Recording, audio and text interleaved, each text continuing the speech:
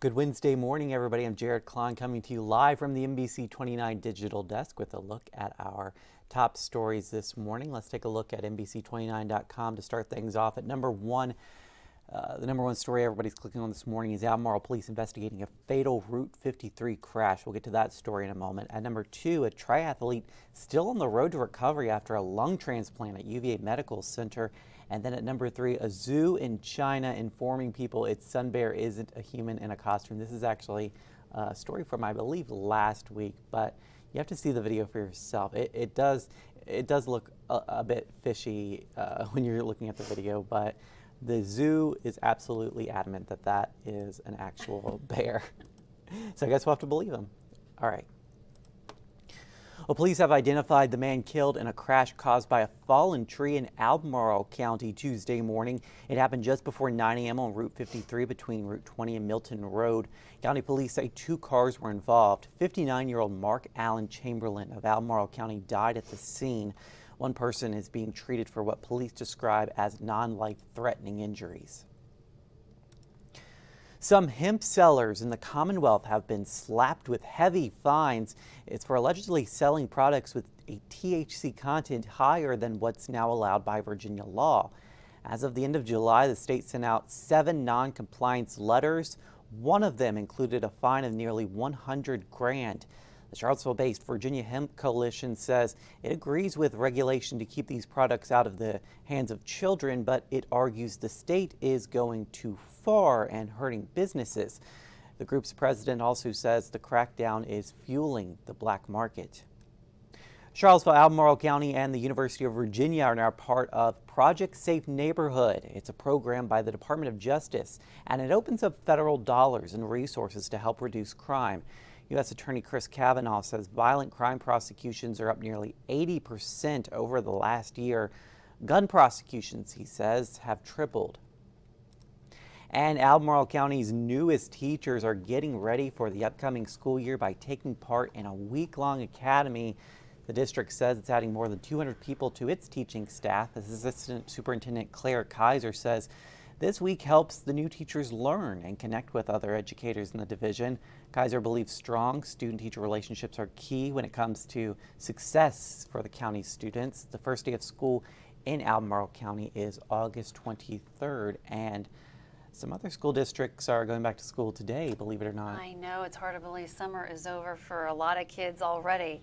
Yeah. All right, so social media users around the world, they came up with some of their best hotel room hacks or tips. So here they are. So turning the cup into a toothbrush holder. I don't know about the coffee maker to cook meals. That's a little gross. This duct tape over the lights and the alarm clocks, that I get. Another one is using the ironing board to, here it is, to hold your suitcase. I guess that makes sense. Using, the hanger clips to secure the curtains shut. Okay, whatever. But again, I usually use the cup and then but I didn't turn it over like that. But that's kind of. That's a good idea. I mean, I think the cup thing's probably the only one I would be trying out. The rest of them. Me too. I mean. Definitely not the coffee maker to cook meals. Yeah, I think we've talked about this before. We did. They say to avoid the coffee machine. Avoid the coffee maker. Yeah. So. In the hotel room. So. Just leave that alone. Leave it alone. Yes. All right. This is pretty cool. So this is a lifeguard chain. These lifeguards are in Flagler Beach, Florida, rescuing a swimmer. And they created this chain. I've never seen that. I never even saw that on Baywatch. Remember Baywatch? But it's pretty neat how they work together to bring this swimmer in. Yeah, it's pretty cool. I've never seen anything like that before, where they're all working together. But they all 4 of them out there. Yeah. It seemed like a lot of work. But it does seem like a lot of work. That's got to be an extra workout, Yeah, it's better knowing you have all these people dragging you to safety than just, I guess, one person. And right. Yeah. So pretty neat there. Cool stuff.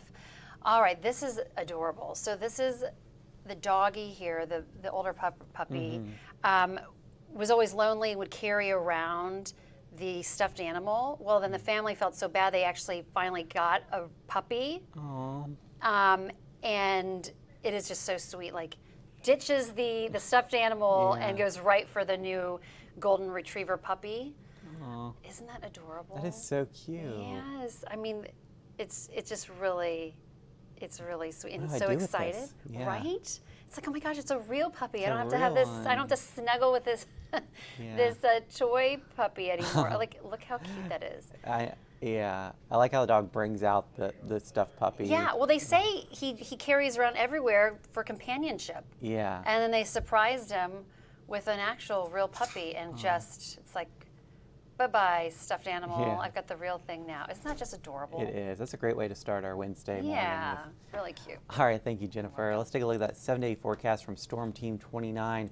We've got a high of 87 today, another nice day like we saw yesterday. And it looks like we're staying in the 80s until this weekend when we reach the 90s. That heat and humidity is back once again. Remember, we are still in August, folks, the dog's days of summer. And then it looks like we're back in the 80s for the beginning of next week. I hope you guys have a great Wednesday out there. We'll see you again on NBC29 News at noon. And remember, we're always live on NBC29.com.